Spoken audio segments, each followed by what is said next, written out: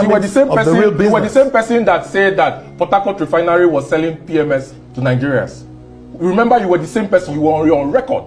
Arise TV can play a record of your interview. I'm not where you claim you, please. That Port Harcourt refinery was working and was producing. Port Harcourt refinery, NNPC spent $1.45 billion of Nigeria's hard-earned money and wasted the money. And where is that refinery today? It's under lock. It's like Harris. Petron lacks the moral integrity to talk about this industry. And you're talking about laws. Excuse me, any law that you do not do the PIA, it's not law that should be obeyed by the players in the industry, because the government is the one that makes the law. It's not Petron that makes the law. It's not Moman that makes the law. It's not Dapman that makes the law. It's not Lupeng that makes the law. It's not PENGASSAN that makes the law. The government makes the law. The PIA supersedes any other law that marketers have decided within themselves operates or governs the industry. All right, gentlemen, I think... You know, it's interesting, because if you go back in time, you see that even Bayo Ojulari, the new GCU of NNPC, has had PENGASSAN threaten him to shut down NNPC because of reorganization of the entity. So are we going to say that Bayo is paying workers at NNPC low wages because he came in and said we need to restructure the human resources of NNPC to be able to achieve the KPIs that the president has set for him? Dangote is reorganizing the organization. It's his company.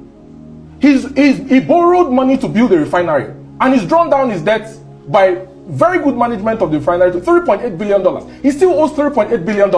It's a private business. He has the right to hire and fire, and he has followed the Trade Union Act, Sections 9, 1 and 2. He's followed the ILO Convention, 87, the ILO Convention, 97 on collective bargaining and the freedom of joining unions. His position has always been consistent.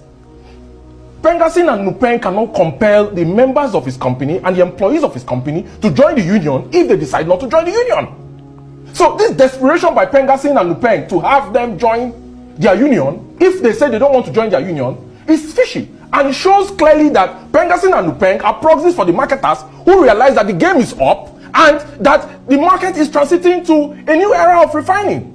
So this talk about forward integration, Dangote is going into distribution, as being illegal. It doesn't hold water, because the CNG trucks he brought into Nigeria, 4,000 trucks, first batch, is energy compliant, it emits less carbon, right? It's efficient to transport, it saves about 40% of transportation costs because it uses compressed natural gas.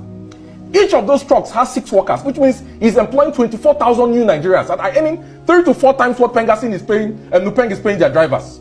So I don't understand the argument of PENGASSAN, and it's completely out of place. It's completely out of place for PENGASSAN to order for its members to shut down the valves of 5 to 6